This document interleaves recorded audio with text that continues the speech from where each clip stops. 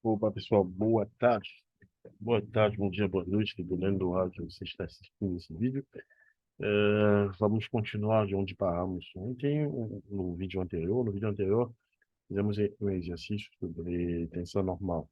Eu prometi para vocês que eu ia voltar aqui para ver uma questão aqui, umas questões de forças internas. Eh, então, no início do livro, pessoal, se vocês voltar bem na parte inicial, bem na parte inicial do capítulo 1, tem um trecho aqui sobre equações de equilíbrio, né, que surgiu para vocês poderem ler. Eu vou explicar aqui rapidamente. Eu expliquei isso nos vídeos anteriores, mas eu decidi voltar um pouco a explicar do que se trata aqui. Então, toda a estrutura que veremos aqui, né, toda a estrutura, todos os corpos que veremos aqui, eles estarão sempre em equilíbrio. E para poder garantir esse equilíbrio, né, vamos supor esse corpo aqui, por exemplo, eles estarão sempre em equilíbrio. Para poder garantir esse equilíbrio aqui, né, ah, precisamos nos certificar que o somatório das forças, nesse caso aqui, por exemplo, o somatório de forças nos três eixos seja igual a zero, assim como o somatório de movimento, né, que está representado aqui. Você vê que aqui de uma forma global, aqui no formato mais aberto. Você vê que o somatório de forças no eixo x, y e z, eles precisam estar serem igual a eles precisam ser igual a zero, né, para poder garantir esse equilíbrio do corpo. Então, nessa parte aqui da resistência de materiais, sempre consideramos que o corpo está que os corpos estão em equilíbrio. Então, por isso que essas equações aqui vão ser muito importantes para a resolução dos exercícios. Outra coisa que a gente precisa ver aqui são as reações de apoio, né? Esse aqui vai ser importante, principalmente, quando a gente vai ver a parte das forças internas, né, cálculo de viga, das forças internas em viga. Mas aqui eu posso mostrar, aqui vou já falar isso de antemão, porque a gente vai fazer um exercício nessa parte aqui para introduzir essa questão aqui de reações de apoio, de modo que quando a gente vai chegar na parte das vigas, vocês não fiquem perdidos. Então, as reações de apoio, né, o que a gente vai aqui como reação de apoio? Você que qualquer viga, né, você tem o tipo de acoplamento, né? Principalmente, vamos supor aqui, os exercícios que a gente mais vai fazer aqui vão ser casos onde vai ter uma roleta, e vai ter apoio fixos, apoio lisos e apoio com pinos externos, né? Externo e pino interno. Então, o que acontece, né? Na verdade, vão ser esses seis casos, né, que a gente vai encontrar. Claro que existem outros casos, mais casos, né, que são, por exemplo, os casos tridimensionais, mas isso aqui vai ser uma abordagem com outro tipo de vídeo. Então, esses aqui são seis tipos de acoplamento que iremos encontrar mais vezes nesse livro. Então, quando iremos ter aqui um acoplamento tipo cabo, a reação que vamos ter aqui, ou a força incógnita que vai surgir nesse tipo de acoplamento, vai ser uma força F vai ser essa força F aqui, que vai estar alinhada com o cabo. Você vê que F aqui ele está bem alinhado com o cabo. Agora, no segundo caso aqui da roleta, por exemplo, né, no caso dessa roleta aqui, o que acontece? A roleta, ela é livre para se movimentar no eixo horizontal, né? Você vê que a roleta, por ser uma bola aqui, por ser uma bola, então você vê que ela é livre para se movimentar na horizontal. Significa que esse eixo, essa viga aqui, essa viga ela pode ir para a esquerda como pode ir para a direita, né? Pode ir para a esquerda como para a direita. Mas você vê que essa roleta aqui, ela não consegue se movimentar na vertical, sozinho, ou seja, sozinho. A menos que, sei lá, você chega aqui você aplica uma força aqui para cima e ela vai levantar, né? Você aplica uma força aqui, ela vai levantar sozinha. Mas você vê que sozinha, né, ela é livre para se movimentar na esquerda e direita, mas ela não consegue, ela está presa aqui no eixo vertical. Você vê que no eixo vertical ela não consegue se mover, de jeito nenhum, né? Ou seja, aqui eu posso colocar um cheque nessa direção, mas aqui, por exemplo, na vertical, né, vou colocar assim, vou dizer que ela não consegue se movimentar na vertical. Então, como ela não consegue se movimentar na vertical, então a gente vai colocar aqui, ela tem uma restrição de movimento na vertical. Então, vai surgir aqui uma força F, né, que vai ser a incógnita para esse caso, né? Vai ser o caso em que a gente tem uma roleta, né? No caso aqui, a gente tem um apoio aqui, uma roleta, vai surgir apenas uma incógnita aqui na vertical. Agora, no caso de apoio no apoio liso, num plano inclinado, o que que a gente vai observar? A gente observa que, por exemplo, esse carinha aqui, essa viga, ela é livre para se movimentar ao longo do eixo, né? Ao longo, na verdade, desse plano inclinado. Mas você vê que, assim como na roleta, ele não consegue se movimentar nessa direção aqui. Peraí, deixa eu apagar aqui que está bagunçando tudo aqui. Então a gente vê que ele não consegue se movimentar ao longo desse plano aqui, né? Você vê que ao longo desse eixo vermelho que eu coloquei, ele não é livre para se movimentar nesse eixo. Então, com isso, vai fazer o quê? Vai surgir uma força F incógnita que a gente precisa achar, né? Para esse caso de apoio liso aqui ao longo de um plano inclinado. Agora, a gente vai ter o pino externo, né? A maioria dos exercícios que a gente vai fazer, vocês vão ver que vai ter muito pino externo. Agora, se a gente tem um pino externo, você vê que no caso do pino externo, você vê que esse pino aqui, o que acontece? Quando a gente tem um pino externo, o, a viga, ela consegue se movimentar assim, fazendo, né, um ângulo aqui, ela consegue fazer esse movimento angular de 180 graus. Mas você vê que ela não consegue se movimentar nem para a direita, nem para a esquerda, nem ela não consegue se movimentar no eixo horizontal, também não consegue se movimentar no eixo vertical. Então, como ela não consegue se movimentar na horizontal como na vertical, então vai surgir aqui duas forças incógnitas, ou seja, uma na vertical e uma na horizontal. Agora, a mesma coisa acontece quando a gente tem um pino de conexão externa.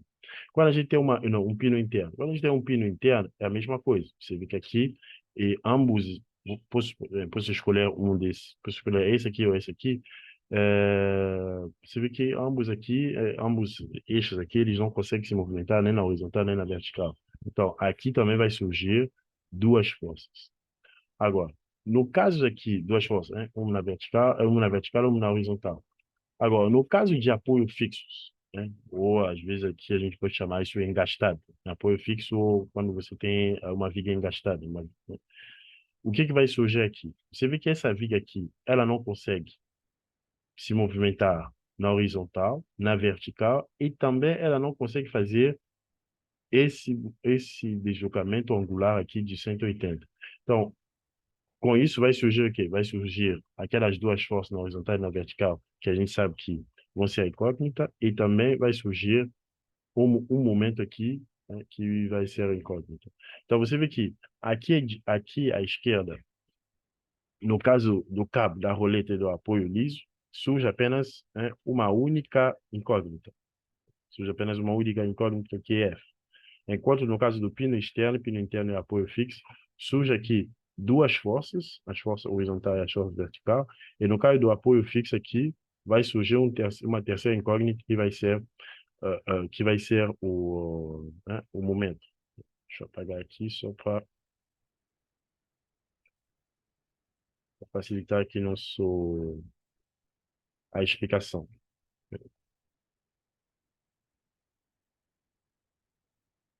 Tá, agora, continuando.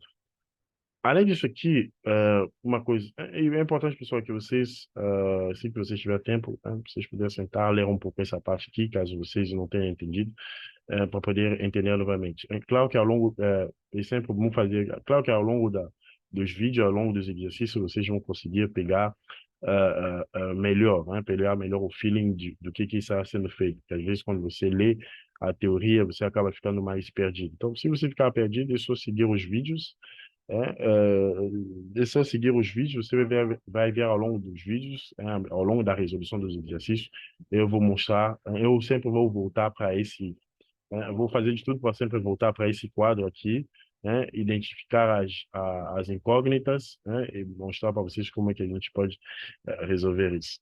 Tá. Agora, outra coisa que a gente tem aqui são as cargas internas, né? São as cargas internas que resulta aqui, que estão internas, que resulta aqui da, das forças externas que atuam sobre um corpo. Aqui eu não vou abordar o caso tridimensional, eu vou apenas abordar o caso bidimensional aqui, porque o tridimensional não é o objetivo do nosso curso aqui. A gente vai ver o seguinte, que quando a gente tem forças coplanares, que estão no mesmo plano, como nesse caso aqui, se a gente fizer aqui, né, você vê que se a gente fizer aqui uma seção, né, como mostrei para vocês no exercício anterior, a gente fizer uma seção aqui, vai surgir duas forças, né, duas forças internas, né, nessa seção. E além disso, vai surgir um momento fletor. Essas forças normal, né, o N, e a força F desses elementos, e o momento fletor M0 aqui, são componentes que garantem que o corpo ele se mantém, né, ele possa se manter, ele possa se manter em equilíbrio.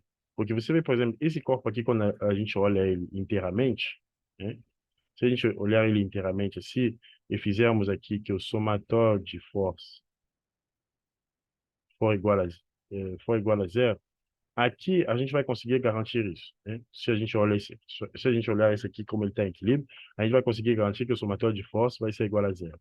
Agora, quando a gente faz uma seção, né, a gente faz uma seção aqui nesse ponto, e a gente considera apenas essa quantidade aqui, essa porção, na verdade, precisamos garantir que o somatório das forças, né, continua sendo igual a zero. Porque se o somatório das forças não continuar como sendo igual a zero, significa que a gente está dizendo que essa porção aqui está se movendo. Isso que está se movendo para um sentido. Isso que não é o caso, né? Nesse caso aqui, a gente sabe que essa porção aqui desse corpo, ele não está se movendo. A gente apenas fez a gente está olhando apenas essa seção. Então, é como se a gente fizesse o seguinte, né? É como se a gente fizesse isso aqui. Vou chutar aqui, né? Vamos supor que a gente está diretamente no eixo X, né? Sem considerar aqui os ângulos. Então, é como se eu tivesse aqui, vou colocar aqui. Aqui, inicialmente, é como se eu tivesse F1 mais F2, menos F3, menos F4, igual a zero. Esse aqui tem no certo. Agora, aqui embaixo, aqui, precisamos garantir a mesma coisa, né? Já que eu fiz a seção aqui, eu preciso garantir que esse somatório de forças é igual a zero. Então, eu teria como o seguinte, teria que é F1 mais F2, aí eu preciso achar qual é a quantidade aqui que eu preciso somar, ou eu preciso somar, ponto, que tem que ser igual, que vai fazer com que o somatório de força seja igual a zero. E esse ponto aí, ele vai ser igual ao quê? Ele vai ser igual a esse N, né? Na verdade, esse ponto aqui, né, vai ser o N. Então, a gente vai ter o quê? No final das contas, a gente vai ter F1 mais F2 mais N igual a zero. E muitas vezes o N é o valor que a gente precisa achar. N vai ser igual a um valor, esse é igual a um valor. N vai ter um valor. E esse N aqui é o N que garante, é a força normal, né, por exemplo, no eixo X aqui, que garante que quando a gente vai fazer a seção, a gente vai considerar apenas essa seção aqui, o corpo ele vai se manter em equilíbrio. Porque se a gente não tiver esse N aqui, a gente está dizendo, por exemplo, que esse corpo aqui, que essa porção aqui está se movimentando. Isso aqui não é isso. Esse N aqui vai garantir que quando fizermos o balanço de força aqui no eixo X, né, tenhamos que o somatório de força seja igual a zero. Assim também vai ser a mesma coisa para o F, assim também vai ser para o somatório de momento. Então, pessoal, a gente vai fazer um exercício, né? Deixa eu só apagar aqui, para a gente só entender isso bem, essa parte aqui que eu expliquei, claro que eu expliquei rapidamente, porque são conceitos bem simples de entender. Então, eu vou mostrar um exercício aqui, deixa eu apagar isso. Vou mostrar um exercício para vocês, ah, sobre como a gente pode fazer isso. Tá. Vamos considerar aqui o exercício 1.1, né? Então, aqui o exercício 1.1. Eu vou fazer o seguinte, vou tirar um print disso aqui. E a gente vai trabalhar diretamente em cima em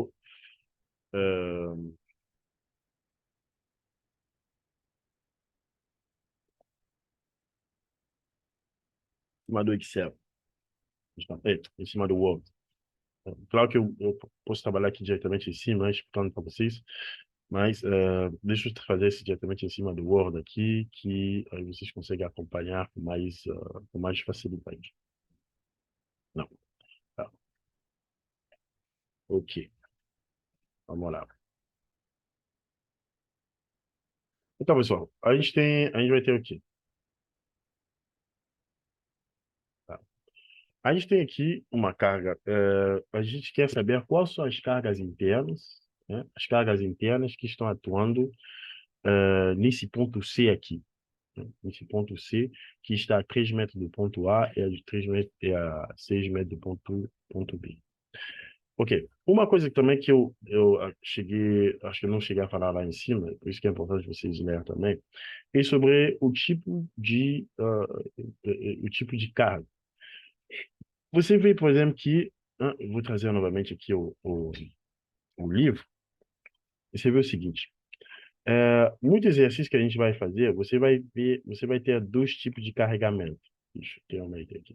Vou pegar, por exemplo, esse exercício aqui, né, que é o exercício 1.2. A gente vai começar a fazer o 1.1, mas o 1.2 vou explicar ali bem rapidamente. Vou explicar apenas essa parte de carregamento. Você vai ter dois tipos de carregamento. Você vai ter esse tipo de carregamento, que chamaremos de carregamento concentrado, né? Você vê que 225 está concentrado no único ponto, né? No único ponto aqui ao longo desse eixo. Enquanto a gente tem aqui, a gente tem um outro carregamento de 800 newton por milímetro.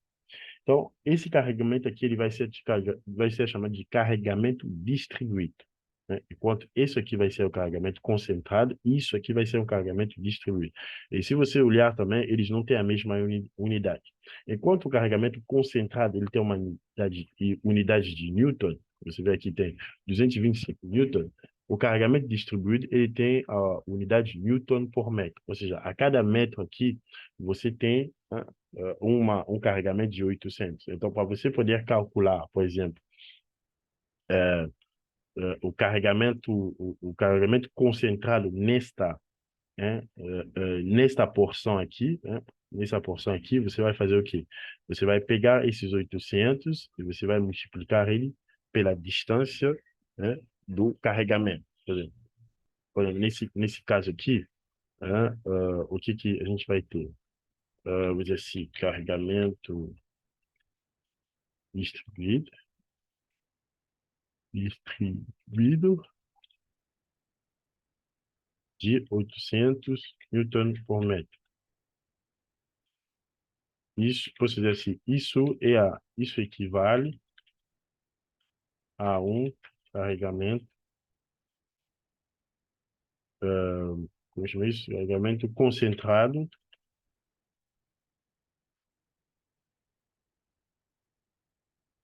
de o quê? Aí a gente tem que olhar qual é a distância do carregamento. A gente viu aqui que tem 50, 100, né? Então, 150. Então, isso equivale ao quê? Equivale a um carregamento concentrado de 800 aqui newton por metro vezes aqui 150 milímetros. Então, isso é 0,150 metros, que é igual ao quê?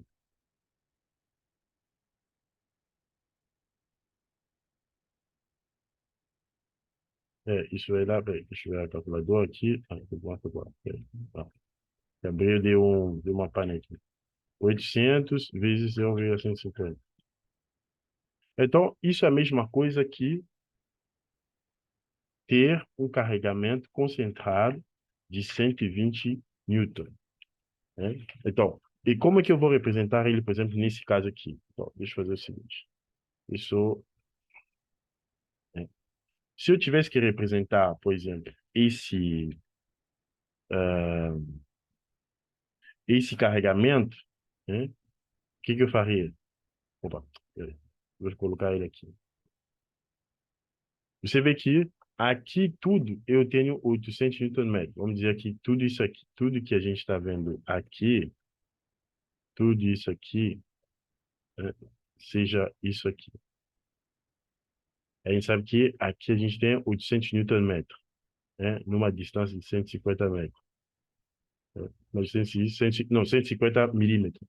Então, se eu quiser representar, substituir esse 800 Nm por 120, o que que eu faço? Eu vou colocar aqui, eu vou tirar todas essas setas aqui, eu vou substituir por uma única seta, né? Uma única seta aí de 120 newton. Eu peguei isso aqui, eu substituí por um único, né, uma única carga concentrada de 120 newton. E onde que vai estar essa carga concentrada? Essa carga concentrada, ela sempre vai estar no meio, né? Sempre vai estar no meio da distância onde está esse carregamento distribuído. Por exemplo, nesse caso aqui, ele vai estar a 75 milímetros de cada extremidade, ok? Você vê que você vê que essa distância aqui, o carregamento distribuído, ele está distribuído ao longo de 150 milímetros. Então, o carregamento concentrado, ele vai estar na metade, né, desses 150 milímetros, ou seja, a 75 milímetros. Então, é isso aqui que eu queria mostrar aqui. Então, daqui a gente pode resolver o exercício. Tá, vamos lá. Deixa eu pegar aqui. Tá, pessoal, vamos lá. Agora, a gente quer saber qual é as cargas internas, né? Quando a gente fala aqui as cargas internas, a gente quer saber qual é a força normal, a força cortante e o momento, né? E o momento se for necessário, né? E o momento aqui nesse exercício. Tá. Agora, uma coisa que a gente tem que ver aqui, a gente tem que ver qual é o tipo. Primeira coisa que a gente faz aqui, deixa eu colocar aqui,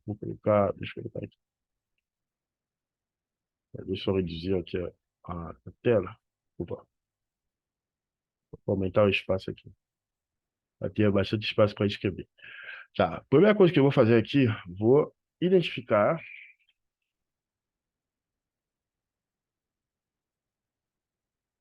o tipo de acoplamento. Opa, peraí, deixa eu colocar aqui.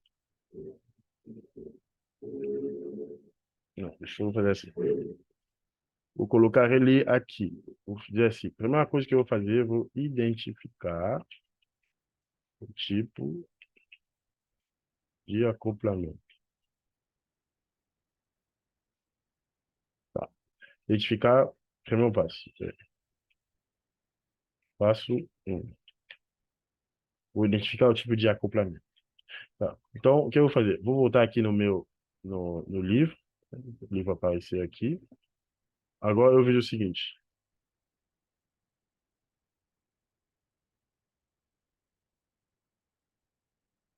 Eu sei que, olhando o desenho e o tipo de acoplamento, eu vejo aqui que eu tenho um apoio fixo, né? Então, posso dizer que, opa, aqui eu tenho né?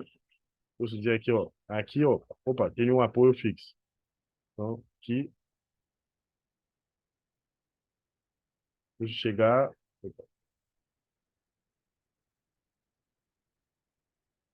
aqui, ó, peraí, deixa eu ver,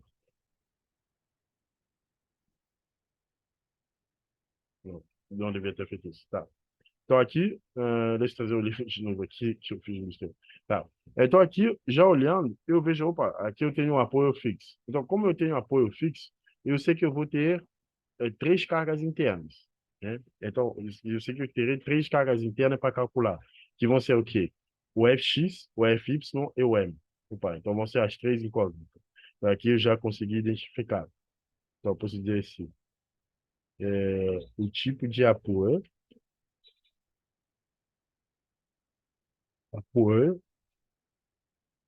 o tipo de acoplamento e, peraí,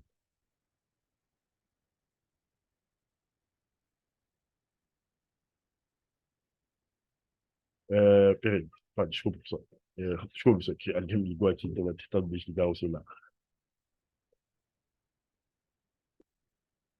Então, pessoal, o tipo de acoplamento que a gente tem aqui, deixa eu pegar o nome certo, ele é de apoio fixo. É apoio fixo.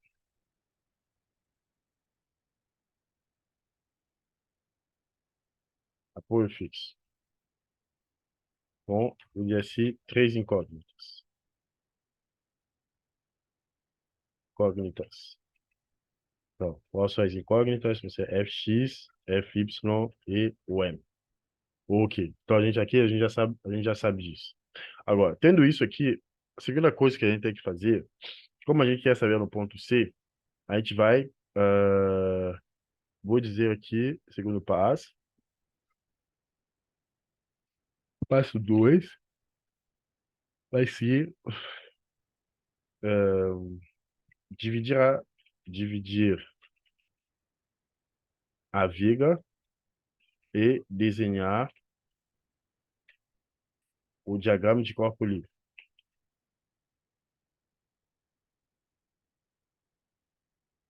E desenhar o diagrama de corpo livre. Ok. Então, aí aqui, aqui, se eu puxar ele para lá, tá. Então, o diagrama de corpo livre, eu acabei no, eu acabei falando isso no exercício, não, eu acabei mostrando isso no, no exercício passado, mas eu não cheguei a falar que era isso aqui, o diagrama de corpo livre. Então, o que que a gente vai fazer? Tá. Aqui eu vou ter,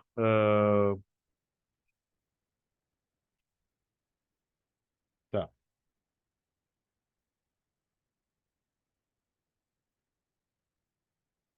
isso, vamos lá. Então, vou desenhar aqui o diagrama de corpo livre. A primeira coisa que eu vou fazer aqui, eu vou, né, desenhar o diagrama de corpo livre bem em cima do desenho. Então, a gente vai ter o quê? Como a gente sabe que a gente tem três incógnitas, então eu vou desenhar diretamente ele aqui em cima do desenho. A gente viu lá, pelo desenho, a gente vai ter um fx, vou colocar com o fy para baixo, e depois vou colocar, não, vou colocar ele assim.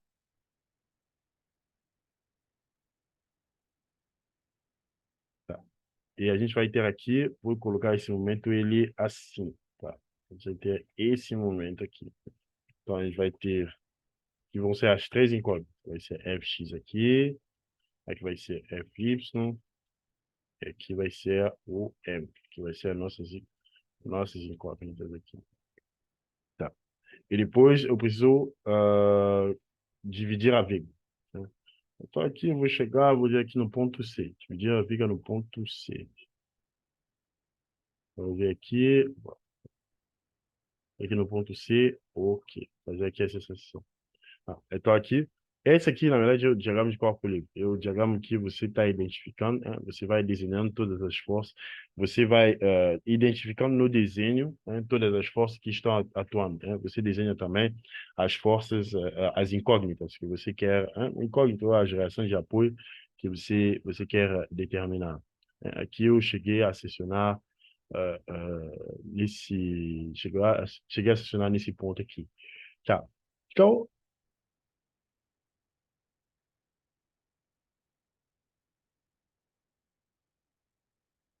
Então, pessoal, o que que a gente vai ter aqui?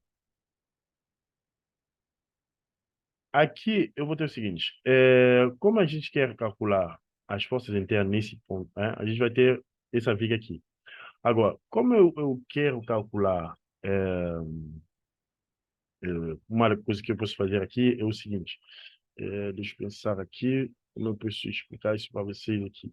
É claro que tem a solução no livro diretamente aqui, mas eu quero explicar para vocês de uma forma que vocês podem resolver, ok?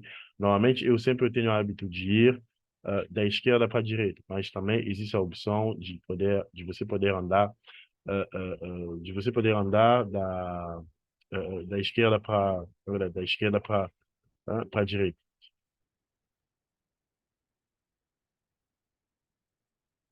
Tá? Primeira coisa que a gente vai fazer. Ok. Passo 3, né? Eu vou fazer sempre do jeito que eu sempre faço. Aí depois né, a gente pode implementar, né, umas outras formas. Mas aqui eu vou mostrar para vocês o jeito mais convencional de fazer, para vocês não se perderem. Tá. O passo 3 aqui, vou dizer aqui, a gente vai chamar ele de cálculo das reações. Cálculo das reações de apoio. Cálculo das reações de apoio.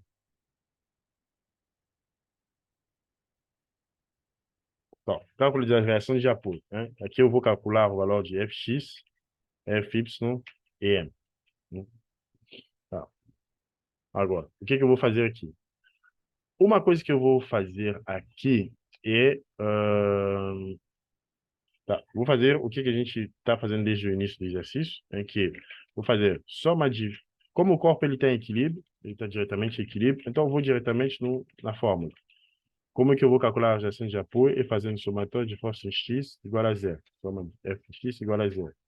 Então, quais são as forças em X que temos aqui? Porque, a única força que temos aqui é Fx. Então, Fx igual a... Não, então, menos Fx, porque Fx está na direção, no sentido, como chama? No sentido para a esquerda, então vai ser menos Fx igual a zero. Ou seja, Fx igual a zero. Então, aqui a gente não tem nenhuma força em X.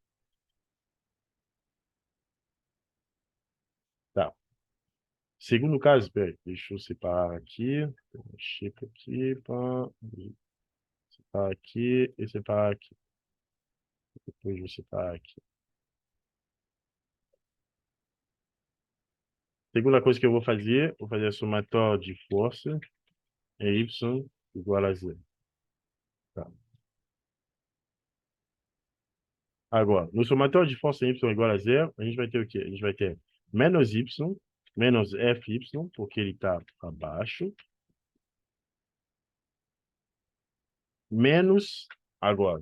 Agora, nesse ponto aqui, né, esse ponto aqui, por isso que eu estava falando para vocês que eu queria analisar como que eu posso mostrar para vocês uma forma de resolver isso mais rapidamente. E quando você tem, e como é que a gente pode resolver, por exemplo, esses casos aqui de carga distribuída. Vocês viram que anteriormente eu mostrei para vocês que você tem como substituir o carregamento, tem como substituir essa força distribuída aqui por uma força concentrada, né? E para facilitar aqui os cálculos. Então, isso aqui é muito mais, é sempre muito mais fácil você, principalmente quando você está fazendo o cálculo das reações de apoio, você substituir o carregamento distribuído pelo carregamento concentrado. Isso é somente quando você está nesse passo 3, quando você está calculando as reações de apoio. Mas quando a gente vai calcular as cargas internas no ponto C, você vai ver que a coisa vai ser um pouco mais, diferente. Agora, no caso aqui, que como eu estou calculando a reação de apoio, assim, nos pontos de apoio, eu preciso substituir o carregamento distribuído pelo carregamento concentrado. Agora, você vê que no caso anterior, né, deixa eu fazer aqui novamente o livro. Você vê que no caso anterior, né, o que que eu tinha aqui? No caso anterior, eu tinha isso aqui, né?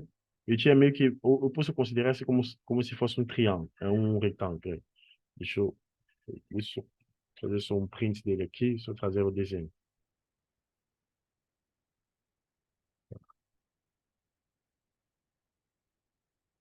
Ah, não.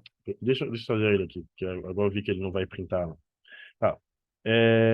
No caso desse aqui, você vê que o que que a gente tinha? A gente tinha 800, 800 Newton-metro que estava distribuído ao longo de uma distância de 150 milímetros.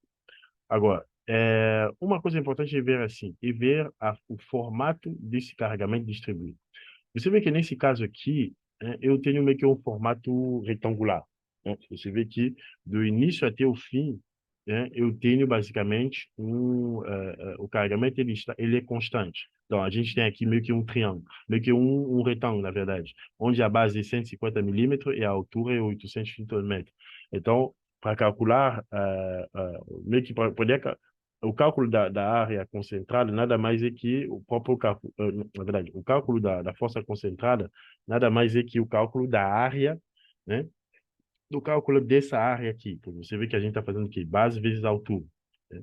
Isso mesmo que você pode entender desse jeito, que a, a força, para poder calcular a força concentrada a partir da força distribuída, nada mais é que você calcula a área, né? A área debaixo do gráfico aqui, ou debaixo aqui do desenho da força distribuída. Então, tendo isso aqui, como aqui a gente tinha um retângulo, o retângulo a gente faz o quê? Base vezes altura. Agora, no caso aqui de um triângulo, a gente sabe que a área vai ser igual ao quê? A área, ela é basicamente, base vezes a altura dividido por 2. Então, aqui eu posso colocar, eu apaguei aqui, mas eu vou voltar. Eu posso aqui a força concentrada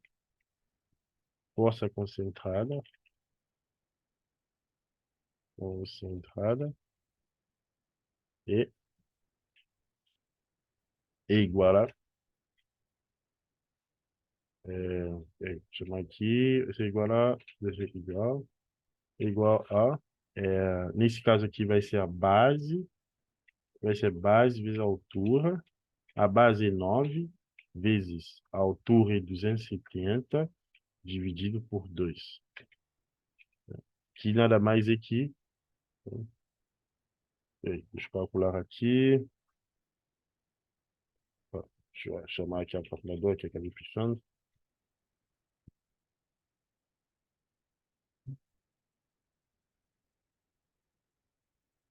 Aí, deixa eu ver ele aqui. Então, aí 9 vezes 270 dividido por 2. Então, aqui é 1.215 newton. Aí, depois colocar um comentário aqui que a força concentrada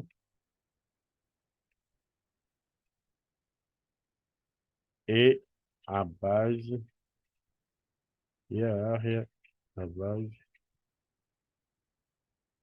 Força concentrada e a área da... Não, é a área da figura geométrica. Ou posso dizer assim, não, é a área abaixo abaixo, é a área abaixo do gráfico ah, da força distribuída. Vou colocar desse jeito. Nesse caso aqui, é um triângulo.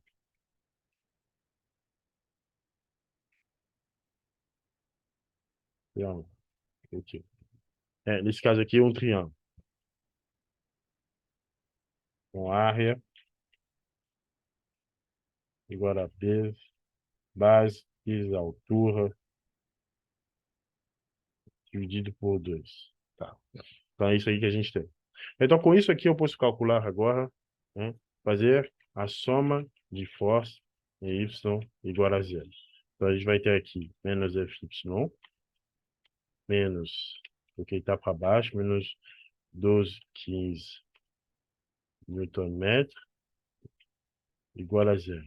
Então, fy foi igual a menos 12,15 newton. Então, isso aqui é a reação de apoio que a gente tem ao longo ao longo na reação de apoio. Tá. Agora, com isso aqui, eu posso calcular também, fazer soma de momento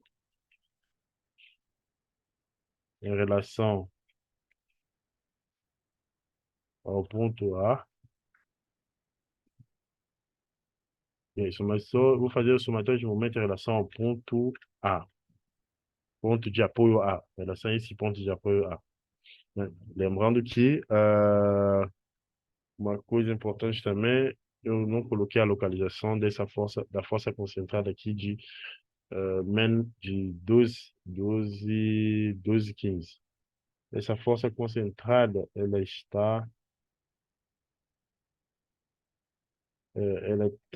deixa eu ver aqui, A base de um retângulo é base dividido por 3, né? Acho que é isso mesmo. Isso. A base de um triângulo retângulo é base dividido por 3. Se só verificar se é isso mesmo, centroide de um triângulo retângulo. Isso mesmo, é base dividido por 3. Então, aqui é 9. Aqui é 9, base dividido por 3, então é exatamente aqui. Então, a força concentrada está agindo diretamente em cima do ponto, está agindo diretamente em cima do ponto C, né? E aqui que a gente tem aqueles 12,15 Newton-metro, né? Que é a força concentrada. Tá. No soma de um momento em relação ao ponto A. Então, aqui a gente vai ter o quê? O momento vai ser igual a M, não, vai ser menos M. Por que menos M? Porque se você fizer a regra da mão direita, você vai ver que M tem um sentido negativo. Aí depois você tem M menos o quê? Menos 12,15 vezes 3. Né? Porque o momento é igual ao quê? O momento é força vezes a distância. Você vê que a única força que está fazendo o momento nesse momento é a única força que está fazendo o momento nesse desenho aqui, são 1.215 Newton-metros. Isso aqui é igual a zero. Então, M vai ser igual a menos.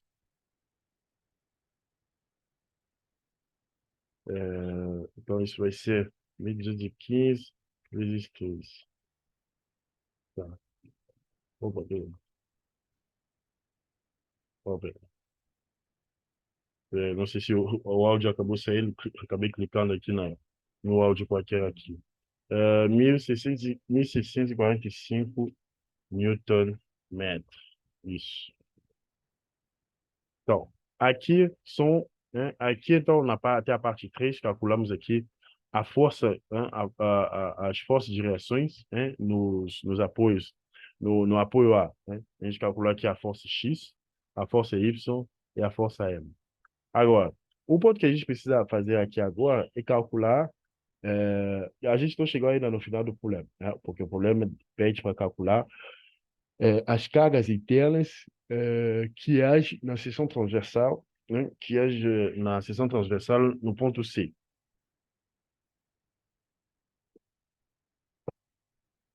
Então, aqui, pessoal, vou só fazer uma correção.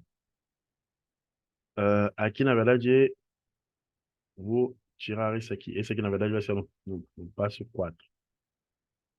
Então, no passo 2 é apenas desenhar o diagrama de corpo livre, né? Passo 3 é calcular a reação de apoio. Agora, no passo 4, que vai ser dividir a viga.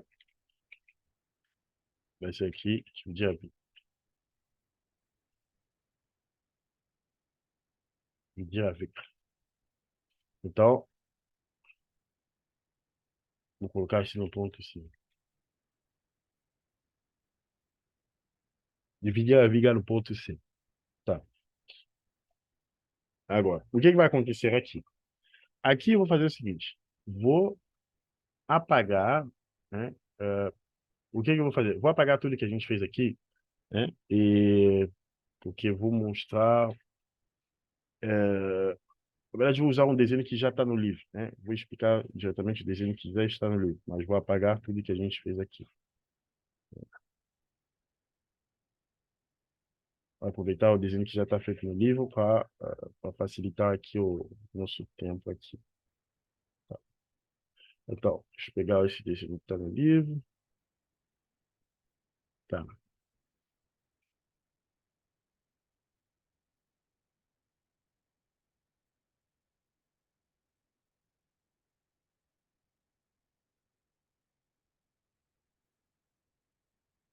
Está aqui. São dois desenhos. Vou pegar o primeiro. Opa.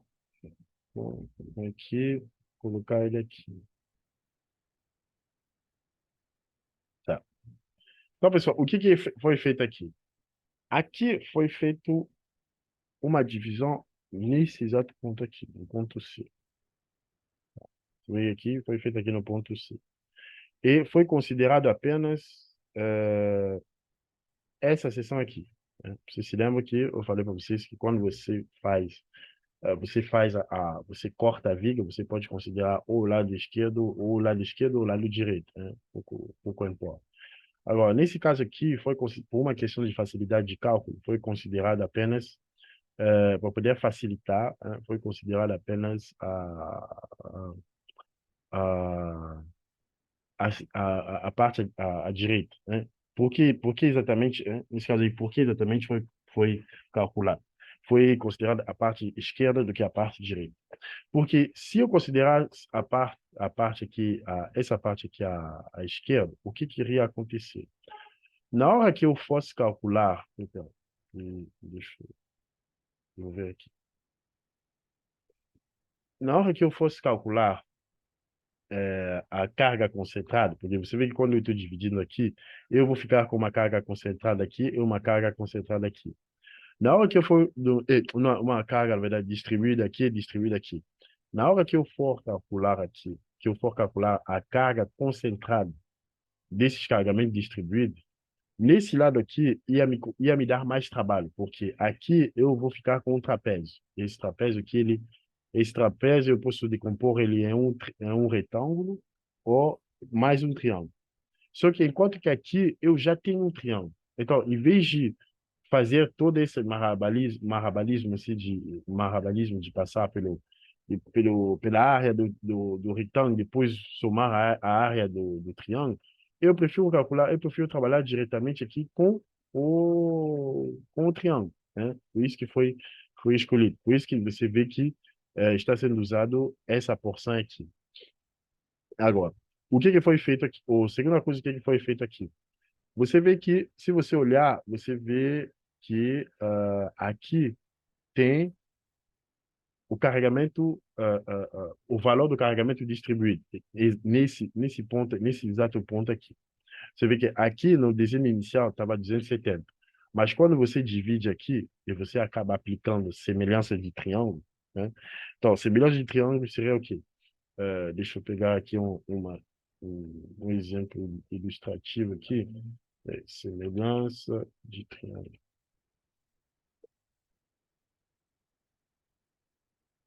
Semelhança de triângulo é muito usado aqui na. Tá, isso. Tem um desenho aqui bem legal aqui. Então, semelhança de triângulo, o que que você vai ter? Você vai ter dois triângulos aqui, né? Vamos considerar que a gente tem. Você vê que a gente tem esse triângulo aqui, né? Não, velho, a gente tem esse. Eu estou olhando para esse desenho, né, pessoal? Para a gente não se confundir. É claro que tem vários desenhos aqui. Deixa eu sair aqui e aumentar.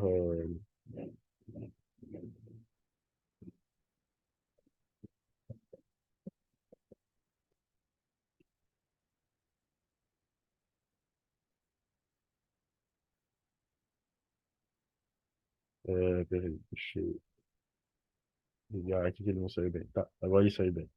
Então, pessoal, o que que a gente tem aqui? Você vai ver aqui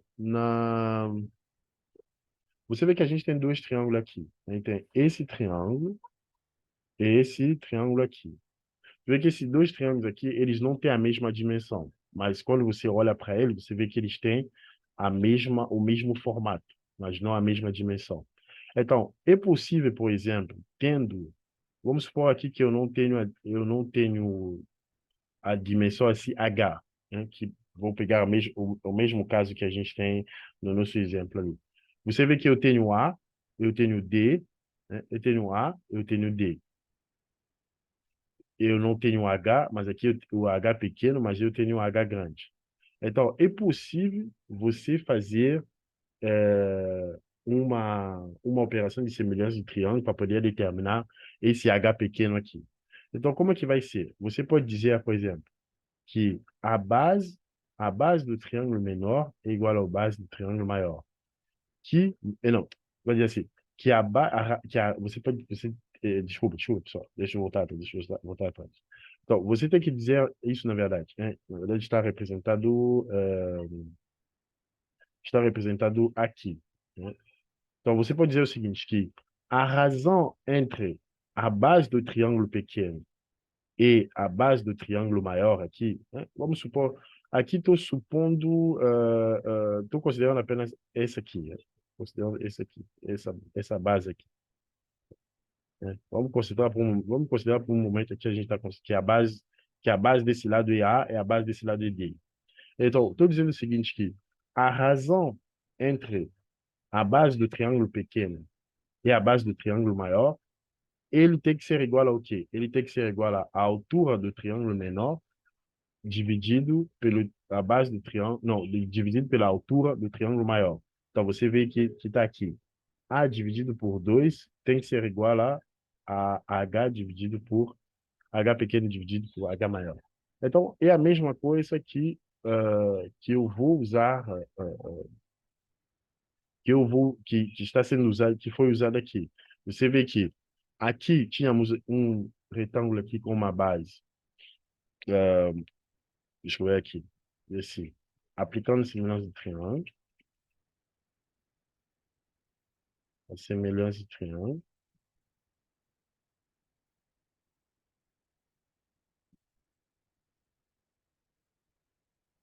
a gente vai ter o quê? Vou ter 9 que é essa base aqui, que é essa base aqui grande aqui, dividido por 6 que é essa base pequena aqui, precisa ser igual ao quê? Precisa igualar. Você tem a essa altura aqui, que eu conheço, 270, dividido por essa aqui que eu ainda não sei, né? Nesse caso, eu vou mostrar para você que de fato vai dar 180, que eu vou chamar aqui de H pequeno. Então, aqui a gente vai ter o quê? É, Então, vou subir. Então, a gente vai ter aqui H vai ser igual a... invertendo tudo, né? Vai ser 6 vai ser igual. 6 vezes 270 dividido por 9. Então, isso tudo vai dar quanto? Ou seja, 6 vezes 270 dividido por 9. Então, se você calcular, você vai ver que isso aqui vai dar 180 Newton por metro. Então, você vê que usando a semelhança de triângulo, né, e a gente consegue achar, determinar esse 180. Então, pessoal, o que que eu fiz basicamente? Eu peguei isso aqui, que é esse 9, dividi por isso aqui, que é esse 6, igualei isso ao quê? A essa altura aqui, que é 270, dividido por essa altura aqui, que a gente não sabe ainda. Eu mostrei para você que é assim que foi determinado esse 180. Agora, com isso, a gente acaba ficando com um triângulo pequeno. Pessoal, a gente vai conseguir continuar essa parte, esse exercício aqui no próximo vídeo. Até mais.